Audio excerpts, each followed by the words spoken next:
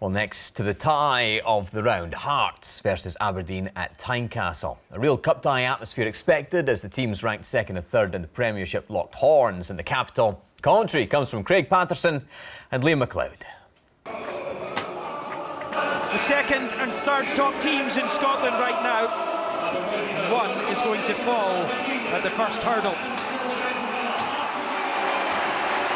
And that first hurdle is a hurdle they both fell at last season, and to decamp from the Scottish Cup at this stage again for either of these two would be a savage blow to their respective campaigns.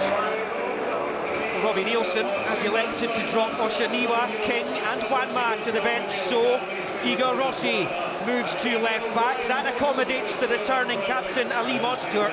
Miguel Pallardo also returns to the fold for the first time since the game at Pittodrie a month back. That was his last start. While Osman Sow replaces the aforementioned Wanma. Magaro Gomez suspended. Captain Ryan Jack is expected to be out until the end of February. But Denny McInnes has not struggled to shuffle his pack when it's been necessary to do so. Graham Shinnie goes into midfield beside Willow Flood, and Andrew Considine is deployed at left back. Adam Rooney is chasing his 15th goal of the season as he spearheads the Dons' attack. The 13th meeting in this competition of two of the most successful clubs in the Scottish Cup.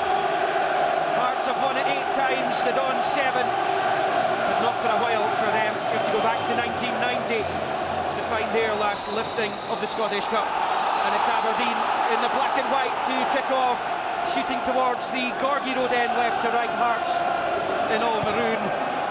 The most famous tournament meeting between these two was the '86 final, which Aberdeen won 3-0 just a few weeks after damaging Hearts' Premier League title prospects in a 1-1 draw here, though it was the latter's defeat at Dundee that made the headlines on the final day of that league season. Hearts shooting towards the school end, as they like to do in the first half at home.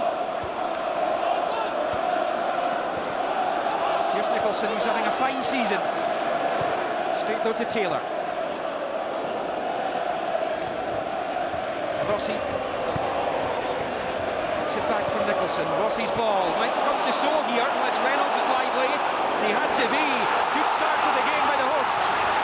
That's a wonderful ball in behind defenders. You know, skiddy surface. Mark Reynolds knew, facing his own goal.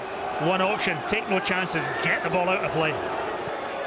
Danny Ward between the sticks for Aberdeen, on loan from Liverpool, just organising his rear guard for this first assault. Nicholson's dink delivery, leaded by Ozturk, and into the net it goes from Callum Patterson. It's a dream start for Hearts, and they have finally scored in the Scottish Cup for the first time since they won the final in 2012. Well, he is an incredible goal threat. You know, he's a good defender, but on the other end, he just scores week after week. It's a clever corner, back post, won the first header, and he's on his toes, and that's a great flick in behind Danny Ward. Quality goalkeeper. You win that first header, get it in the mixer. Callum Patterson, he was hungry, he got his head on the ball, and he has opened the scoring for Hearts. It's a 6th goal of the season for Hearts right back, and it silences the Aberdeen supporters behind Danny Ward's goal. Shinnie sliding in on the challenge there, Inverness Cali Thistle's skipper as they won it last year, and here goes Sow again. He's won a free kick too. Aberdeen are rocking here. Reynolds can't handle Sow.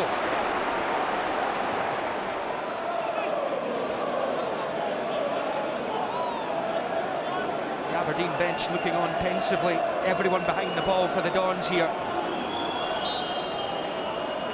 It's going to be Sow. Considine half clear. This is June.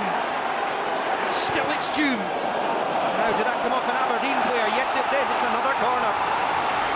Yeah, the pressure stays on. Hearts have been really good at this keep and getting the ball in there.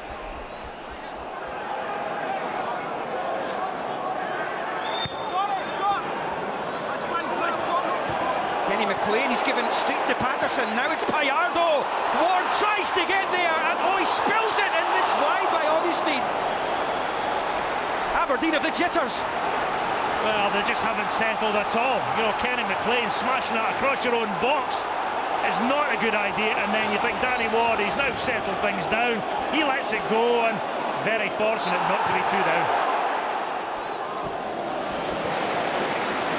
Osman shows had a great game so far. Won the ball back for Hearts, and he's got them inside the Aberdeen penalty area again, and it's forced. Corner kick number 5. He is an absolute handful, Osman Sow, just now.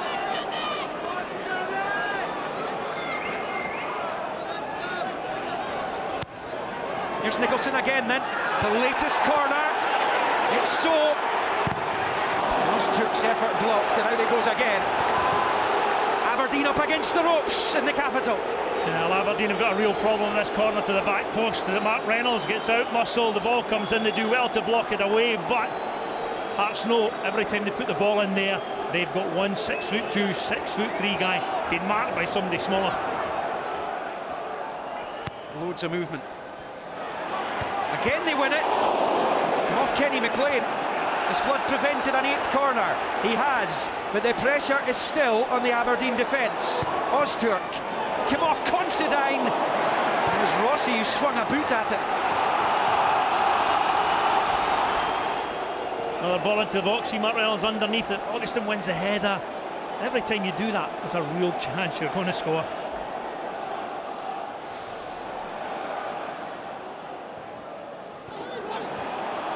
Here's Niall McGinn for Aberdeen. Hayes.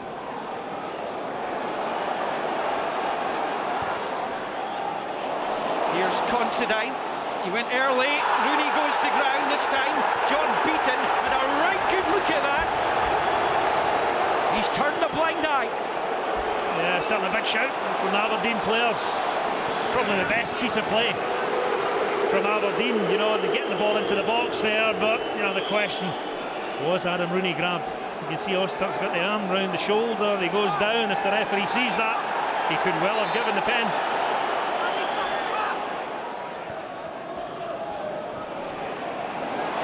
Patterson's that nicked off him by Rooney, who's got Pollitt in the middle. He went himself though. Peter Pollitt's asking for the ball, but I think Adam Rooney, as a striker, as soon as you get clear, poor touch Callum Patterson, he's not looking for anybody in the middle, he's looking for that shot on target. He's a good kicker, Danny Ward, you can see that there. He is picked out Johnny Hayes. Fouled by Patterson.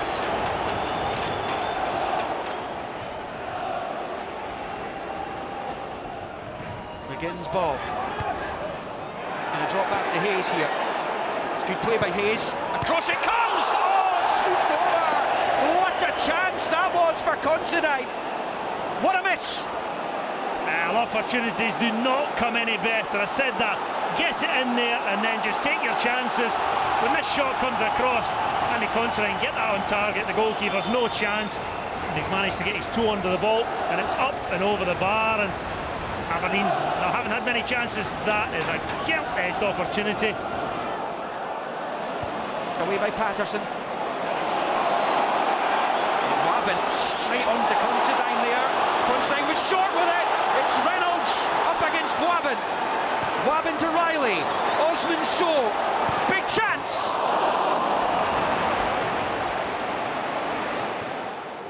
Andy Considine gets caught by Prince Boabin, then he thinks one-on-one, can I get Reynolds?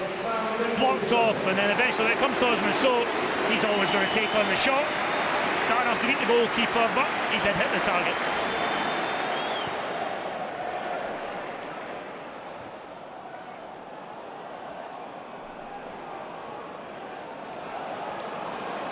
Rossi. Sow's onside. He's got Riley in the middle.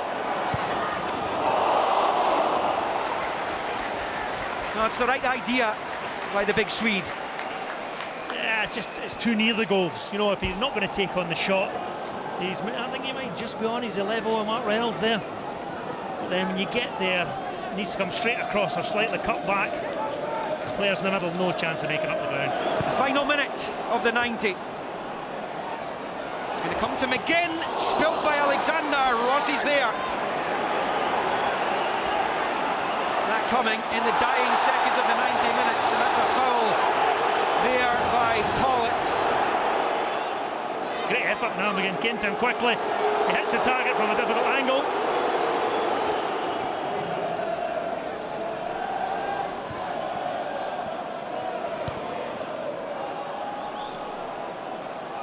Rooney flicks on, that's Taylor. Up and under here for Goodwillie.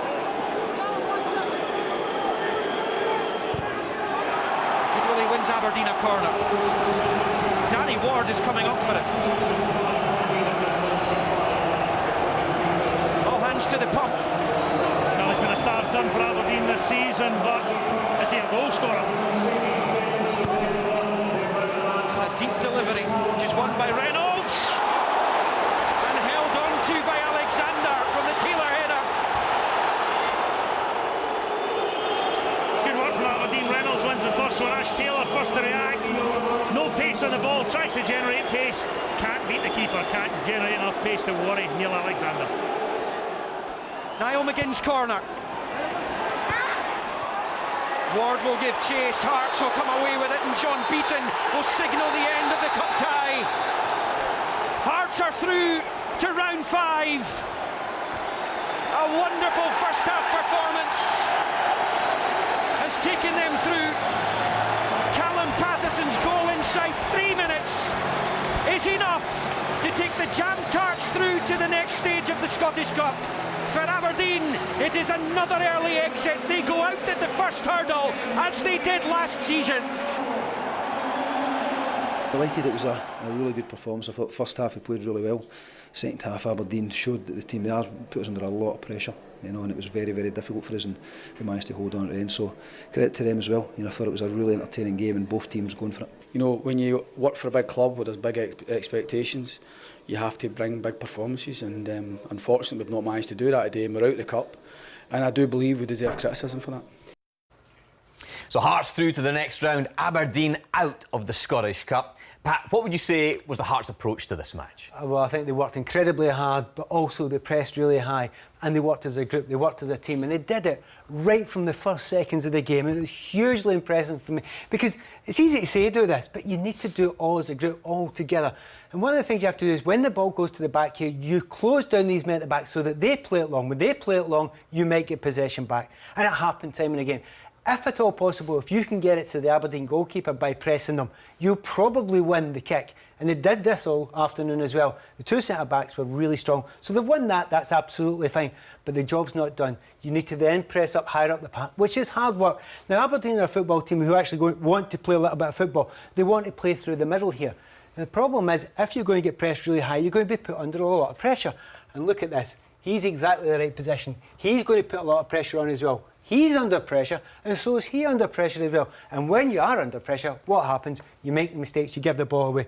And one of the things that you want to do in that situation is make sure that if it's at all possible, you win the ball high up the park. That's what they did time and time again. They won the ball high up the park, and when you do that, they've got a chance to create opportunities. And that's what they did for the corner kick that led to the goal. Yeah, in terms of the goal, how bad a goal was it for Aberdeen to concede, or was it just a good bit of play from Hearts? Well, it's always the same in these situations. It's always the same. It's a little bit of both. Now, they're going to play it long, they're going to play it high. They know exactly what they're trying to do here. So let's have a look here when they put Osturt's at the back post here. Now, he's really good in the air for me, and I think you've given too much to run.